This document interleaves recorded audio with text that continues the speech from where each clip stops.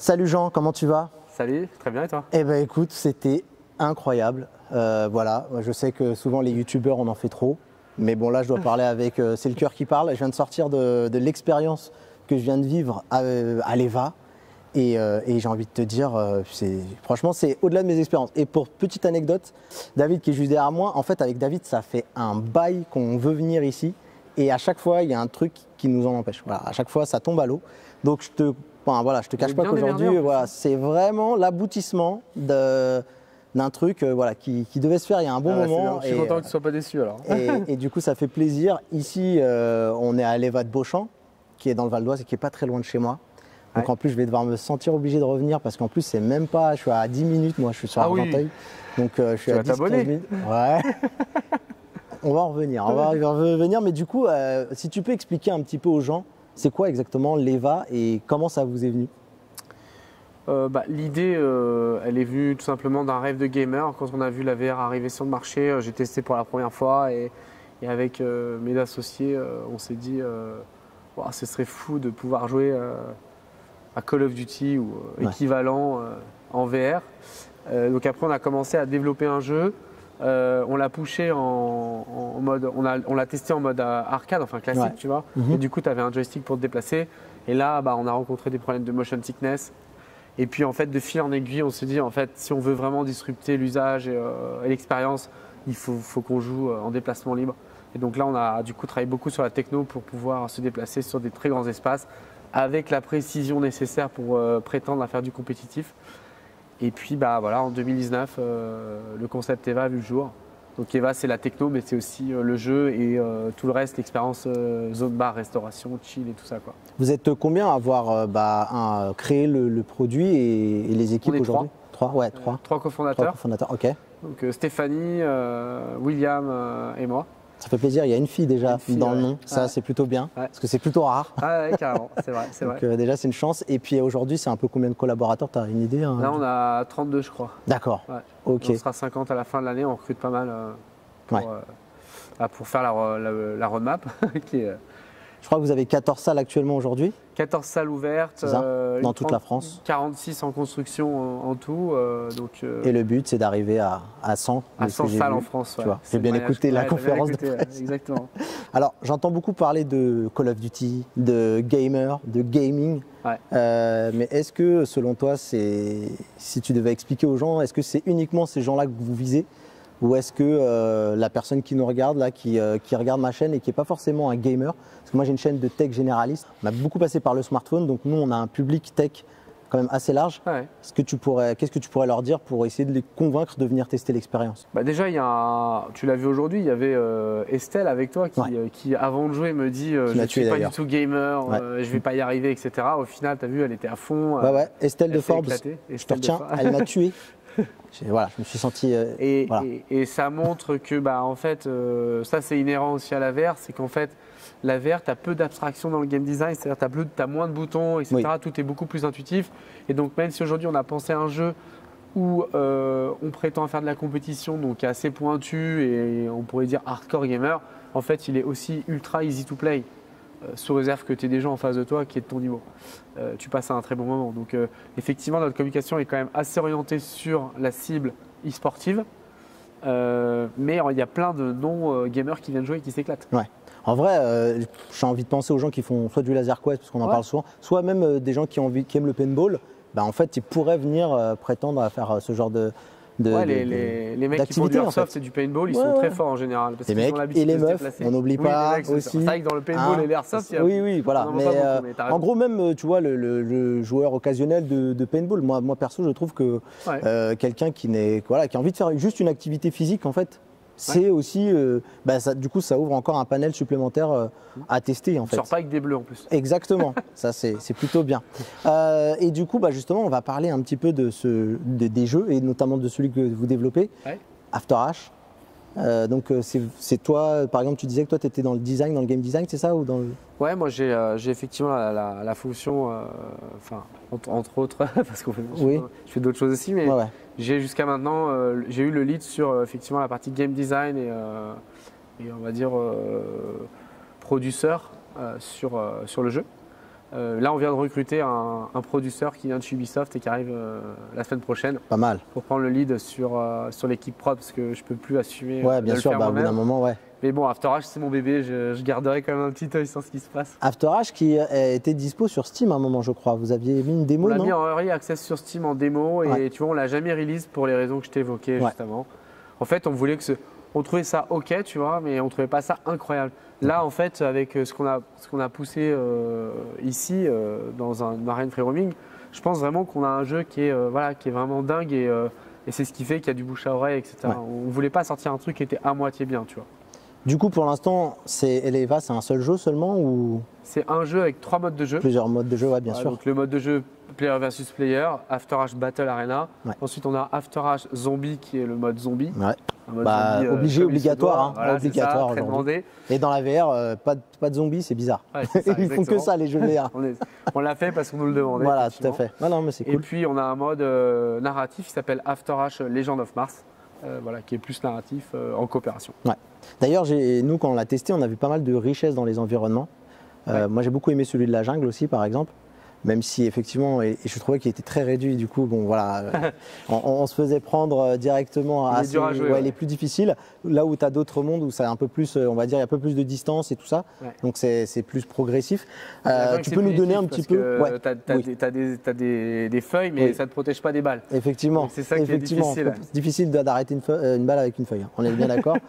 Et du coup, au niveau des environnements, vous avez varié. Donc, tu disais, il y a de la forêt, il y a de la neige, je crois aussi, un environnement. Il y a la neige, l'environnement historique de After Ash, c'est Mars, parce qu'en fait l'histoire c'est que on a migré sur Mars parce que la Terre était ça me rappelle quelqu'un, habitable. Ouais, c'est ça. Un petit dédicace à Elon Musk.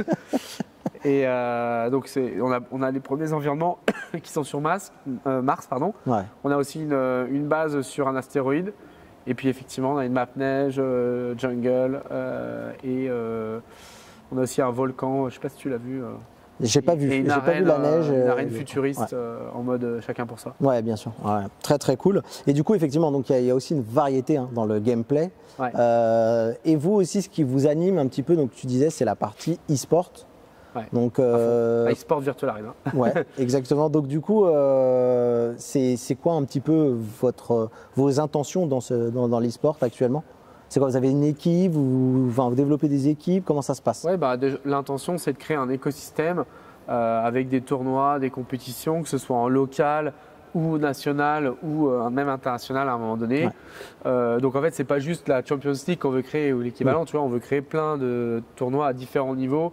Il peut y avoir des compétitions inter-entreprises, il y en a qu'on a faites inter-écoles sur lesquelles on commence à travailler. Tu vois, donc on veut créer tout un maillage comme ça de compétitif qui fait qu'au bout d'un moment, il y a des teams qui vont émerger, aller en Pro League. Et c'est ça qui nous anime effectivement. Et du coup, ce qui est assez génial dans ce que tu nous disais, c'est que effectivement, on n'est pas obligé forcément de tous être dans la même ville, dans la même localité. Il est possible de s'affronter entre nous, mais dans des villes différentes. Ouais. Voilà, on peut jouer effectivement, parce qu'en fait, quand tu joues, même si physiquement tu es ici, le jeu, lui, il est hébergé online sur le serveur multijoueur. Donc au final, que tu joues 4 ici, 4 à Toulouse, c'est pas un problème. Et au niveau des événements, des grands événements pour les sports, vous avez fait quoi actuellement? C'est quoi un peu votre background là-dessus? Ah oui, on a fait l'Eva League en décembre dernier, donc avec 52 équipes en France, issues de toutes les villes, des qualifiers dans chaque ville, un champion par ville, qui sont venus s'affronter ici sur un playoff qui a duré 2 jours. Et il y avait quand même 17 000 € de cash price, donc qui commençait à avoir de l'enjeu. C'est pas mal. Sponsorisé par Adidas. Avec des skins Adidas, donc les mecs, on avait fait des skins, on a des skins d'ailleurs Adidas dans le jeu maintenant. D'accord. Ok, bon, comme ça, si Adidas veut revenir, ils ont déjà leur skin qui est tout prêt. Vu que tu as joué à Beauchamp, là, tu as débloqué normalement le skin Beauchamp. Ah, très cool. Très cool. J'ai Beauchamp Adidas. Ouais, parce qu'en fait. D'ailleurs, ils ont gagné la ligue, donc en plus, tu as le skin qui a gagné la ligue. Parfait, le skin des champions. Exactement. Par contre, ce qui est très cool aussi, c'est, on ne l'a pas encore dit, mais moi, par exemple, en arrivant ici, on m'a vivement conseillé de créer un compte sur le site d'eva.gg. Et du coup, je vais pouvoir emporter avec moi déjà mes premières expériences. T'as regardé tes stats là? J'ai regardé, je suis niveau 6. C'est le seul truc que j'ai regardé, mais j'ai pas vu. J'ai pas tout regardé. Je vais pas te mentir, mais. D'accord, ok. On va regarder. J'essaierai de voir si je peux vous l'afficher en tout cas. Mais ce qui est cool, c'est qu'effectivement, il y a une notion de rejouabilité et en même temps aussi d'évolution qu'on va pouvoir suivre si on a envie de s'investir dans l'EVA. Bah ça, pour le coup, on a repris vraiment les mécaniques des jeux vidéo classiques sur le sujet, où on a des saisons qui vont durer 4 à 6 mois et sur lesquelles tu vas pouvoir grinder ton niveau de 1 à 100, gagner des rewards cosmétiques sur des skins d'armes, de personnages et autres. Et puis derrière, tu as ton compte EVAG qui te permet de retrouver effectivement toutes tes stats, ton ratio de victoire et aussi un petit plus qui est spécifique à nous, c'est le nombre de kilomètres parcourus in-game. Comme les joueurs de foot. Très bien. J'ai hâte de voir. Bon, on n'a même pas besoin d'avoir forcément des montres connectées, des podomètres avec nous pour pouvoir suivre ça. C'est assez cool. Donc ça, c'est plutôt pas mal. Je te propose justement, j'en profite pour basculer un petit peu sur le matériel utilisé. Le matériel, il est celui qui est derrière nous. Donc je vois qu'il y a du HP Reverb G2 au niveau du casque. Et le backpack, est-ce que tu peux nous donner un petit peu rapidement, c'est quoi à l'intérieur du backpack, donc dans ce qui est le PC en fait, qu'on porte sur le dos? Là, c'est une 2080. Le casque, c'est le HP Reverb G2. Ouais. Et puis le gun, en fait, c'est juste un gun qu'on a développé nous-mêmes sur lequel on vient poser les manettes. Les manettes, ouais, bien sûr. Voilà. Et donc. Et au niveau du processeur, c'est quoi? C'est du Core i7 Ouais, Core i7. D'accord. Ça permet d'avoir une qualité graphique intéressante. Ouais. Là où effectivement, avec du casque standalone, d'un point de vue, on ne pouvait pas se permettre d'avoir une qualité graphique trop déceptive. Maintenant, avec le Wi-Fi 6, on va pouvoir peut-être streamer depuis un PC qui a la puissance de calcul vers un casque et donc garder la qualité graphique, voire même l'améliorer, tout en enlevant le backpack aux joueurs. Bon, ça c'est une des bonnes choses, ça fera gagner en confort, bien que l'expérience backpack, je trouve, correspond bien aussi au côté armure qu'on porte, mais je comprends aussi l'idée de. Je suis d'accord avec toi. Après, c'est vrai que le seul effet qui est embêtant, c'est parfois tu as un peu d'effet Joule, donc tu as un peu de chaleur, donc ça peut te faire un peu transpirer. Effectivement. Et le deuxième sujet, c'est l'exploitation. Tu as changé les batteries, tout ça. Pour les opérateurs, ne plus changer les batteries, c'est quand même très cool.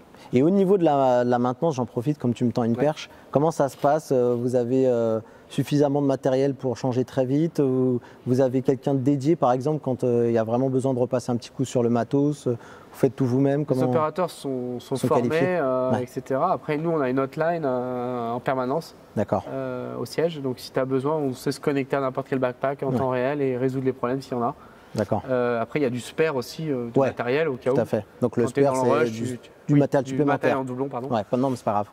Et voilà, ça permet de gérer l'urgence. Puis après, effectivement, on a une team support qui grossit de plus en plus. Chez nous, et qui devient vraiment crucial. Pour la partie même réseau, etc. Donc ça, en fait, tu sais, après, on est sur de la techno quand même assez pointue. Donc il peut y avoir plein de typologies de problèmes qui arrivent. Tout à fait. Ouais. Et voilà. Ok. Du coup, je vois que tu nous disais aussi au niveau de la pièce, on voit ces fameux carrés noirs qu'on voit à nos pieds. Tout ça, c'est avec des QR codes aussi autour des murs et tout ça. Tout ça, c'est des choses très importantes. Parce que moi, en vrai, je suis un joueur VR, moi. On sait dans la chaîne, j'aime beaucoup ça. Et en fait, ce qui m'étonne le plus aussi, c'est le côté technique, le côté notamment tracking et room scale un petit peu. Donc, le mappage de l'environnement. Si tu peux nous donner quelques des méthodes, mais pas forcément. Non, mais l'idée, c'est pas forcément de soutirer les infos. Il est prévu pour fonctionner dans du 9 mètres carrés de base.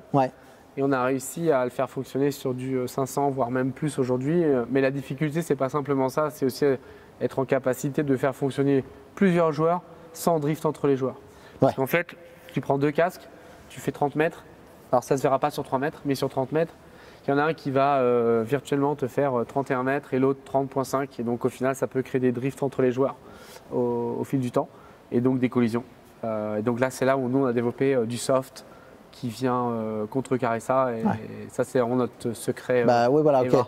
Mais c'est vraiment le truc sur lequel aussi on travaille, c'est que il faut se rendre compte, on a des casques sur la tête, on se déploie assez facilement et au début, comme tu le disais, on peut avoir aussi cet a priori de marcher. Et même moi qui suis habitué à la VR et qui suis habitué, parce que j'ai un peu de place chez moi, alors on n'est pas autant qu'ici, mais j'ai un peu de place, donc je me déplace souvent légèrement. Et puis pour éviter même le motion sickness, je vais avoir tendance à me tourner aussi de mon côté et pivoter naturellement au lieu d'utiliser le joystick, c'est ce que je vous recommande de faire.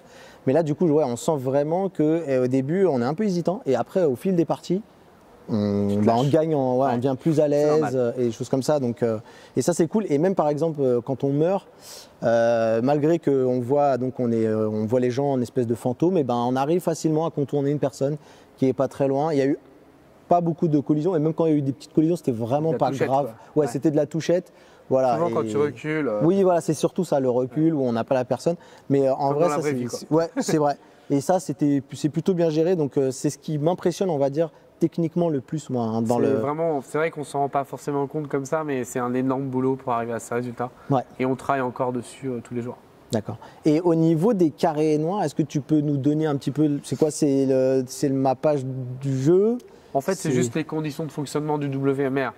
Ok. Le WMR, il voit en noir et blanc Ouais. ses caméras. Ouais.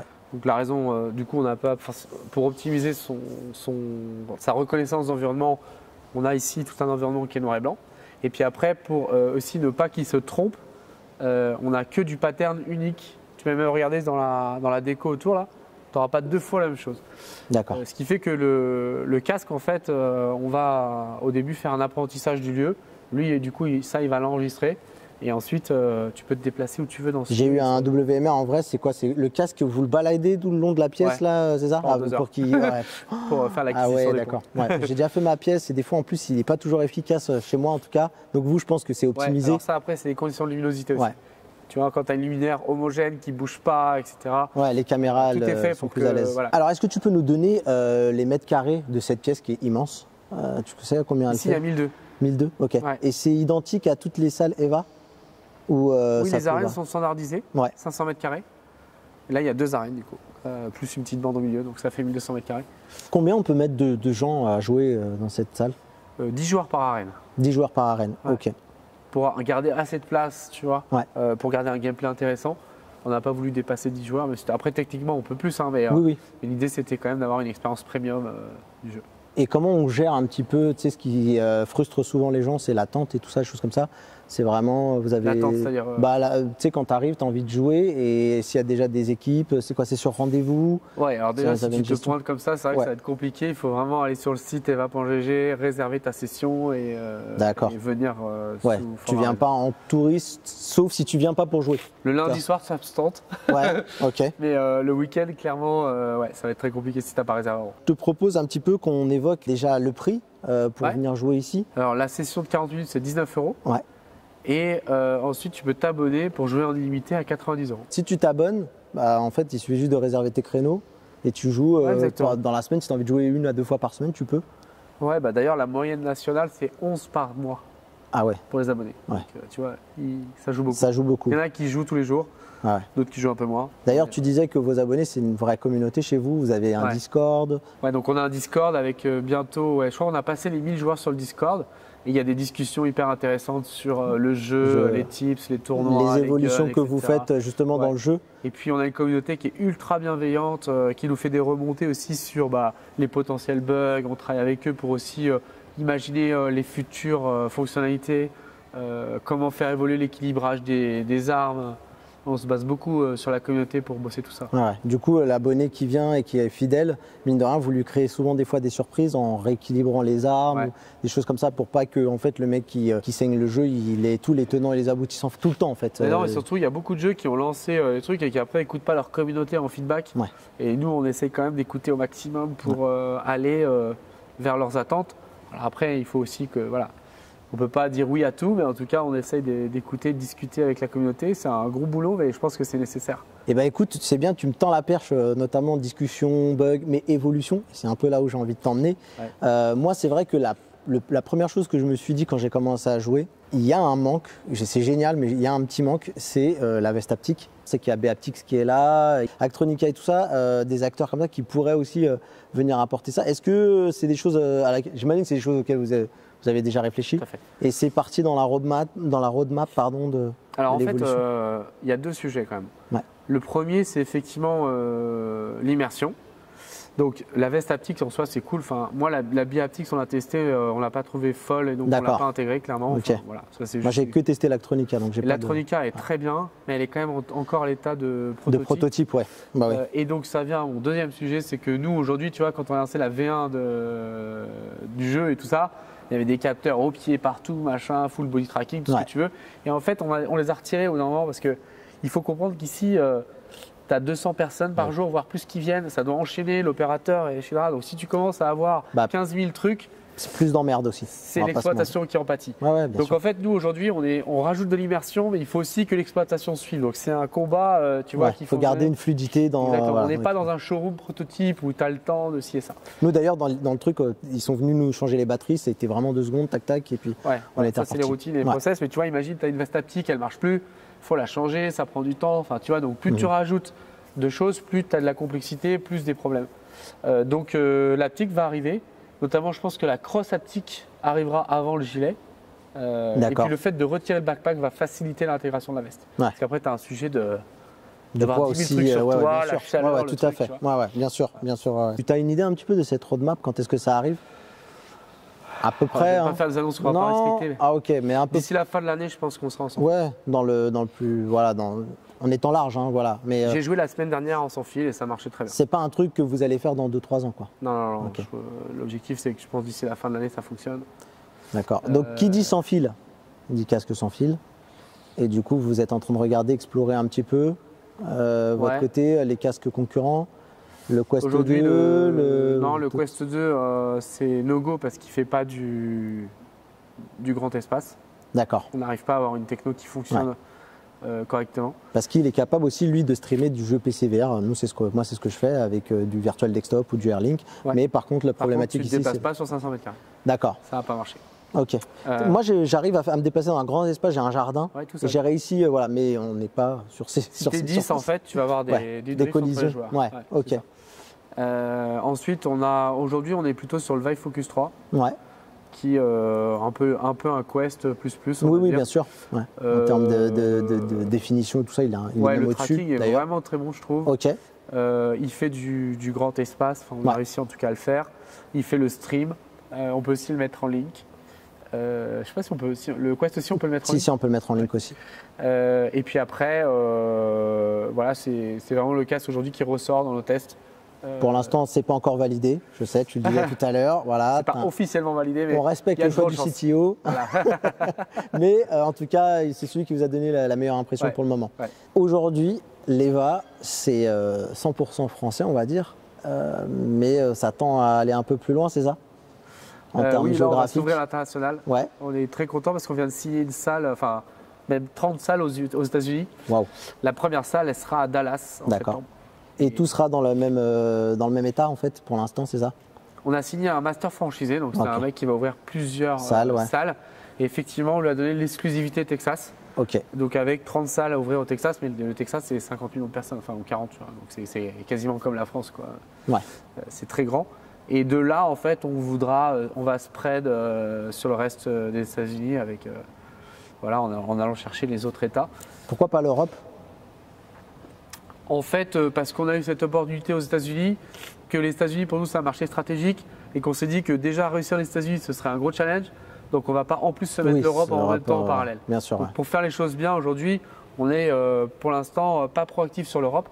Mais tu vois, typiquement on a un deal, on a un lead potentiel au Middle East. Et voilà, peut-être qu'il verra le jour d'ici la fin de l'année. Au niveau aussi également, je sais que des ambitions, on a parlé géographique, mais aussi en termes de contenu, vous allez peut-être ouvrir, c'est ce que vous disiez dans la conférence de presse, votre catalogue aux tierces, c'est ça? Oui, effectivement. Aujourd'hui, on développe nos propres jeux. C'est une force parce qu'au final, tu vois, on ne peut pas venir nous concurrencer sur le contenu, on ne peut pas perdre le contenu aussi. Exactement. C'est quand même très dommage pour la communauté. Mais on est aussi convaincu qu'il y a un moment donné, il va falloir qu'on s'ouvre aux éditeurs tiers. Parce qu'on ne pourra pas être les seuls producteurs de contenu ad vitam aeternam si on veut que ça devienne un truc mainstream. Et donc oui, on va ouvrir la technologie à des éditeurs tiers dès on s'est fixé l'objectif de 50 salles ouvertes pour proposer un business model avec un revenu sharing cohérent, tu vois, pour les studios.